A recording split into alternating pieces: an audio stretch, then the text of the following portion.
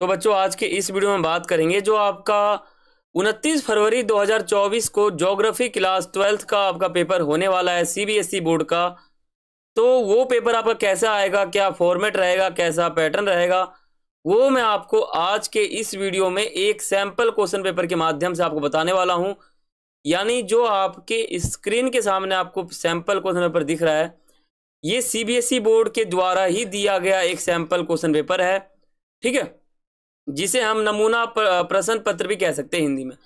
तो इस प्रश्न पत्र के माध्यम से मैं आपको ये बताऊंगा कि आपका 29 फरवरी 2024 को जो ज्योग्राफी क्लास 12th का पेपर होने वाला है वो पेपर कैसा आएगा, फॉर्मेट क्या रहेगा, किस प्रकार का आपका पेपर आएगा। ठीक है, अगर आप मेरे इस वीडियो को पूरा देख लेते हो तो आपको फॉर्मेट के बारे में जानकारी मिल जाएगी। ठीक है, और आपको क्वेश्चन के बारे में भी जानकारी मिल जाएगा। कुछ इंपॉर्टेंट क्वेश्चन आपको बता दूंगा जिसका चांस आपके पेपर में आने का थोड़ा ज़्यादा है, यानी आ भी सकता है। ठीक है, ऐसे क्वेश्चन मैं आपको बता दूंगा।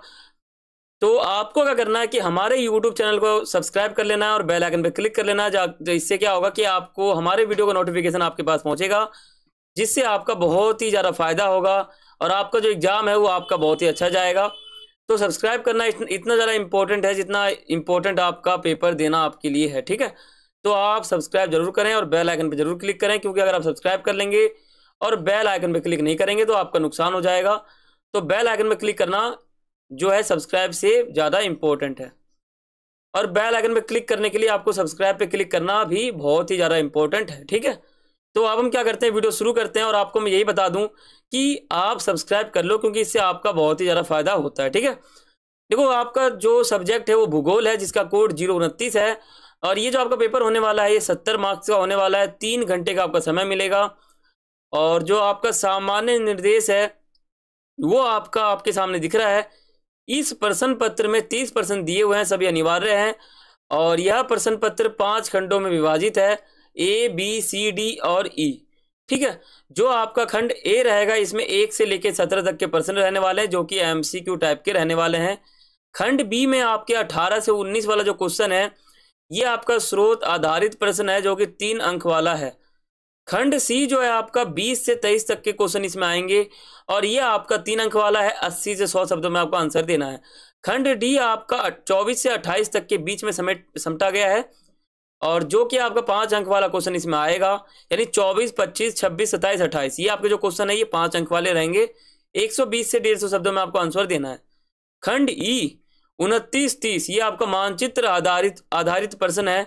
इसमें आपको एक मानचित्र मिलेगा और क्वेश्चन पूछा जाएगा कि पनामा नहर किधर है। ठीक है, या बंदरगाह ये पूछा जाएगा, या फिर प्राथमिक क्रिया के कुछ फसल पूछे जाएंगे, कहाँ पे ज़्यादा उगाया जाता है, जैसे चावल कहाँ उगाया जाता है, गेहूं कहाँ ज़्यादा उगाया जाता है, तो आपको मैप में बताना है। ठीक है, देखो जो आपका पहला क्वेश्चन है ये आपके खंड ए का है। ठीक है, और मैं आपको फिर बता दूं इस वीडियो में मैं आपको कोई खजाना नहीं दे रहा हूं। इस वीडियो में मैं आपको सिर्फ 29 फरवरी 2024 को जो आपका पेपर होने वाला है ज्योग्राफी का, वो पेपर आपका कैसा आएगा, फॉर्मेट क्या रहेगा, वही मैं आपको इस वीडियो में बताने की कोशिश कर रहा हूं। क्योंकि कई बच्चे जो है मतलब दूसरा निकालते हैं, इसलिए मैं आपको ये कहना चाहता हूं ये हमारा एक सिर्फ सैंपल क्वेश्चन पेपर का वीडियो है। इसमें आपको मैं सैंपल क्वेश्चन पेपर एक दिखा रहा हूं जो कि सीबीएसई के द्वारा ही दिया गया है और आपके काम का ही है और आपके सेशन का ही है। ठीक है, अगर आप इसको पूरा देख लोगे इस वीडियो को तो आपको आपके पेपर का, आपके फॉर्मेट का और आपके नंबर का आपको कहीं ना कहीं अंदाजा हो जाएगा कि आपके कितने नंबर आ सकते हैं। ठीक है, तो यही मैं आपको बताना चाहता हूं और ये वीडियो बहुत इंपॉर्टेंट है। इसमें बहुत सारे क्वेश्चन आपके रिपीट भी हो सकते हैं। और दूसरा क्वेश्चन आपका रहने वाला है एमसीक्यू। टोटल 17 क्वेश्चन आपके खंड ए में दिए हुए हैं, जो कि आपके एमसीक्यू टाइप के हैं। उसमें आपको 1 नंबर क्वेश्चन मिलेगा, 4 ऑप्शन मिलेंगे, आपको आंसर बताना है। तो ये आपका 11वां, 12वां, 13वां और एक आपका ये पूछा गया है। ठीक है, ये आप यहाँ पे देख सकते हो, और बाकी 16 और 17 ये आपका हो गया टोटल एमसीक्यू टाइप का क्वेश्चन यहाँ पर खत्म हो जाता है। और आगे आप देखोगे तो सेक्शन बी यहाँ पर शुरू हो जाता है, ये रहा। तो सेक्शन बी जो है आपका इसमें 18 से 19 तक के क्वेश्चन, यानी 18 और 19 इन 2 क्वेश्चन को मिला के सेक्शन बी बना गया है। ठीक है, ये आपका रहेगा गद्यांश वाला। इसमें आपको मतलब स्रोत आधारित आपका क्वेश्चन है, इसमें आपको क्वेश्चन को पढ़ना है और ऊपर आपको आंसर देखकर इसमें लिखना है। ये भी आपका इसी के अंदर आता है। ये आपका है 19वां क्वेश्चन। और आगे आपका आता है सेक्शन सी। ये आपका 20 से 23 तक के बीच का क्वेश्चन है, यानी 20, 21, 22, 23। ये आपके सेक्शन सी के क्वेश्चन है। इसमें आपका पूछा गया है विकास का मूल लक्ष्य ऐसी परिस्थितियां बनाना है जहां लोग रह सकें। और एक क्वेश्चन यहीं पे इसी का पूछा गया है, वो है सार्थक जीवन। सार्थक जीवन से क्या तात्पर्य है? और इसी का अथवा दिया हुआ है, मानव विकास की कमी के कारण जीवन के विभिन्न पहलुओं में लोगों की पसंद कैसी प्रभावित होती है। ये जो क्वेश्चन है ऊपर का एक और नीचे का, ये अथवा करके आपको दे रखा है, जो कि आपका 3 मार्क्स का यहाँ पर है। ये जो आपको दिख रहा है, ये आपको इसी प्रकार से आपके पेपर में इसी प्रकार का क्वेश्चन मिलेगा ऐसे ही। 21वां क्वेश्चन आपके सामने है, राष्ट्रीय युवा नीति की विशेषता क्या है? तो ये आप विशेषता बता सकते हो, कम से कम भी अगर 4 विशेषता बता दोगे तो आपका काम चल जाएगा। मानव का प्रकृतिकरण और मानवीकरण किस प्रकार एक दूसरे से भिन्न है, यानी एक दूसरे के विपरीत है, ऑपोजिट है। ठीक है, तो वो आपको इसमें बताना है। इसमें आप बताओगे कि जब मनुष्य प्रकृति का गुलाम था, उसको कुछ पता नहीं था, टेक्नोलॉजी का ज्ञान बिल्कुल भी नहीं था, तब मनुष्य कैसा था, और आज के ज़माने में जब इतना विकास हो गया टेक्नोलॉजी का, तो इसमें मनुष्य कैसा है, तो यही आपको इसमें बताना है। इसी में अथवा आपको मिल रखा है, भूगोल में मौजूद द्वैतवाद का मूल्यांकन करें। तो ये आपको दे रखा है, ये भी आपका उसी का अथवा है। अगर आपको ऊपर का ना है तो आप नीचे का कर सकते हो। और 23वां क्वेश्चन आपको दे रखा है, चतुर्थक गतिविधियां या क्रियाकलाप अनुसंधान और विकास पर केंद्रित है, कथन का परीक्षण करें। यानी इसमें कथन दिया गया है कि जो क्वेश्चन है वो खुद कहता है कि चतुर्थक जो क्रियाकलाप होता है वो एक अनुसंधान और विकास का एक मूल सेंटर है। ठीक है, तो इसका परीक्षण करने के लिए कह रहा है, यानी ये बात जो है या सही है या गलत है, ये आपको बताना है। 3 नंबर का क्वेश्चन आपको इस प्रकार से मिलेगा। और सेक्शन डी आपका 24, 25, 26, 27, 28, ये जो क्वेश्चन है ये आपके सेक्शन डी के हैं। ये आपको अब समझ में आ चुके होंगे। ठीक है, तो यहां आप ये तो समझ चुके हो।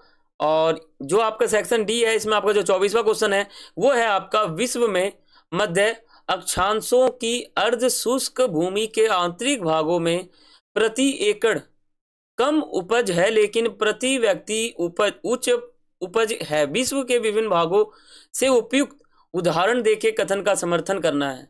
ये आपका क्वेश्चन है। और एक पूछा गया है, इंदिरा गांधी नहर कमान क्षेत्र स्थिरता को बढ़ावा देने के लिए दिशा निर्देश क्या है, मतलब इसमें। तो ये आपको पता होगा, इंदिरा गांधी नहर कमान क्षेत्र क्या था, आपके बुक में ही क्वेश्चन था, मोस्ट इंपोर्टेंट एक टॉपिक दे रखा था। ठीक है, तो वहां आपने समझा था। ये आपका 5 नंबर क्वेश्चन है। और 26 जो है आपका, इसमें क्या है कि ए और बी करके दे रखा है, लेकिन आपको कोई एक ही करना है। ठीक है, ये आपका है। यहाँ क्वेश्चन दे रखा है कि भारत में भू निम्नीकरण मानव निर्मित प्रक्रियाओं के कारण होता है, जो प्राकृतिक प्रक्रियाओं से अधिक हानिकारक है। उपयुक्त उदाहरणों के साथ इसको आपको बताना है। इसमें ये पूछा गया है कि भारत जो देश है वहां पे भूमि जो है, जमीन, उसका निम्नीकरण हुआ है। निम्नीकरण मतलब कम हो जाना। तो मानव निर्मित जो भी प्रक्रिया है, जैसे उद्योग लगा देना, तो इसमें यही कहा जा रहा है कि भूमि किस लिए कम हो रहा है, यानी जो भारत के अंदर जो भूमि है, कृषि योग्य भूमि या फिर वैसे भी जो जमीन है, वो कम क्यों हो रहा है। तो वो कम क्या मानव निर्मित प्रक्रियाओं से हो रहा है, ये आपको इसमें बताना है। ठीक है, ये आपने यहाँ पे देख लिया। इसी का अथवा आपको मिलेगा, भारत में हाल के कुछ वर्षों में ध्वनि प्रदूषण एक गंभीर समस्या बन चुका है। व्याख्या करने के लिए आपको कह रहा है, तो आपको ध्वनि प्रदूषण का अर्थ बताना है, फिर आपको उसका व्याख्या करना है। ये आपका 5 नंबर क्वेश्चन आपको दिया हुआ है। और ये मैं आपको हिंदी मीडियम बता रहा हूँ, तो आपके लिए बहुत ही लाभकारी है, आपको दिख भी रहा होगा। और 27वां क्वेश्चन आपके सामने दिया हुआ है, कैसे तकनीकी नवाचार आधुनिकता के महत्वपूर्ण पहलू है, विनिर्माण उद्योग। इन्हीं 5 इनकी विशेषता या पहलू आपको स्पष्ट करना है। देखो, विनिर्माण उद्योग क्या होता है, जहां पर कोई मैन्युफैक्चरिंग का काम होता है, कुछ भी बनता है, उसको विनिर्माण उद्योग कहते हैं। तो वो आपको यहाँ पे बताना है। और इसी का अथवा आपको दे रखा है, उच्च प्रौद्योगिकी या बस उच्च तकनीक विनिर्माण गतिविधियों की नवीनतम पीढ़ी है। उपयुक्त तर्कों द्वारा कथन की पुष्टि करना है यहाँ पे आपको। ये आपका 5 नंबर क्वेश्चन है। और 28वां आपको क्वेश्चन दे रखा है, भारत के लिए समुद्री बंदरगाहों के क्या फायदे हैं। यानी भारत के अंदर अगर समुद्री जो भी रास्ता है कहीं जाने के लिए, जैसे मान लो अगर किसी व्यक्ति को समुद्र के रास्ते किसी और देश में जाना है, तो उससे मनुष्य को क्या फायदा हो रहा है, वही आपको बताना है। ठीक है, बंदरगाह को अंतर्राष्ट्रीय व्यापार का प्रवेश द्वार भी कहा जाता है। यानी अगर अंतर्राष्ट्रीय लेवल पे व्यापार करना है, बिजनेस करना है, तो उसके लिए बंदरगाह एक महत्वपूर्ण भूमिका निभाता है। वो किस प्रकार निभाता है, उसको एक प्रवेश द्वार क्यों कहते हैं, ये आपको यहाँ पे बताना है। और 29वां जो है आपका ये मानचित्र वाला है, और नीचे आपको देखोगे तो ये आपका 30वां दिखेगा, और बाकी यहाँ पे आपको मानचित्र भी दिख रहा है। ये आपका 30वां क्वेश्चन है, इसमें आपको इंडिया और एक वर्ल्ड लेवल पे जो है एक मिलेगा आपको मैप, ठीक है। तो बच्चों मैंने आपको यहाँ पे ये बताया है कि 29 फरवरी 2024 को आपका क्लास 12th ज्योग्राफी, जिसका कोड 029 है, इसका सीबीएसई का बोर्ड एग्जाम होने वाला है। तो आपका पेपर इसी प्रकार से बनकर आएगा, कुछ भी चेंज नहीं है। और बाकी मैं आपको कुछ इंपॉर्टेंट क्वेश्चन बताऊं तो आप वीडियो स्किप मत करना। अगर आपने स्किप करके वीडियो को देखा है तो आपका ही नुकसान है, हमारा कुछ नुकसान नहीं है। तो मैं आपको ये कहना चाहता हूं कि आप वीडियो को पूरा देखना, क्योंकि वीडियो ज़्यादा लंबा नहीं होता, 4 से 5 या 6-7 मिनट का होता है, ठीक है। ये वीडियो थोड़ा सा लंबा होगा, 8 मिनट का होगा, लेकिन आप इसको पूरा देखोगे तो आपके लिए बहुत ज़्यादा फायदा है। देखो यहाँ पर अगर मैं आपको बताऊं तो एक क्वेश्चन ये मेरे हिसाब से इंपॉर्टेंट है, आप इसको लिख सकते हो और आने का चांस भी है। और इसके अथवा वाला भी आप ये लिख सकते हो। इसके अलावा आप ये लिख सकते हो इंदिरा गांधी नहर कमान क्षेत्र, ये आपका मोस्ट इंपॉर्टेंट है, ये आ सकता है। ये हर बोर्ड एग्जाम में आता है, हर साल 1-2 साल छोड़ के आ जाता है। और आप ऊपर देखोगे तो ऊपर आपको एक क्वेश्चन बस मिलेगा, ये रहा, मानव का प्रकृतिकरण और मानवीकरण के बीच किस प्रकार, मतलब ये दोनों भिन्न है, ये आपको इसमें बताना है। तो एक क्वेश्चन ये हो गया। तो यही क्वेश्चन आपके इंपॉर्टेंट थे जो मैंने आपको यहाँ पे बताया है। इनको आप लिखोगे तो ये आपका कहीं ना कहीं रिपीट भी हो जाएगा, मैं आपको ये कहता हूँ, ठीक है। तो यहाँ मैंने आपको फॉर्मेट बता दिया, कैसा पेपर आएगा वो बता दिया। तो मैं आशा करता हूँ कि आपको समझ में आ चुका होगा वीडियो में बताया गया हर चीज़। तो अगर आपको वीडियो अच्छा लगा तो एक लाइक कर देना। अगर आपको और वीडियो चाहिए, जैसे मान लो आपका फिजिकल एजुकेशन का पेपर आने वाला है, वो 12 मार्च 2024 को आपका फिजिकल एजुकेशन का एग्जाम है। तो अगर आपको उस विषय का भी एक सैंपल क्वेश्चन पेपर चाहिए तो आप मुझे कमेंट कर देना, तो मैं आपके लिए वीडियो बना दूंगा। तो यही हमारा आज का वीडियो था। चैनल को सब्सक्राइब जरूर करना और बेल आइकन पर क्लिक करना। तो फिर मिलते हैं अगली वीडियो में, तब तक के लिए सभी को थैंक्स फॉर वॉचिंग। जय हिंद, जय भारत।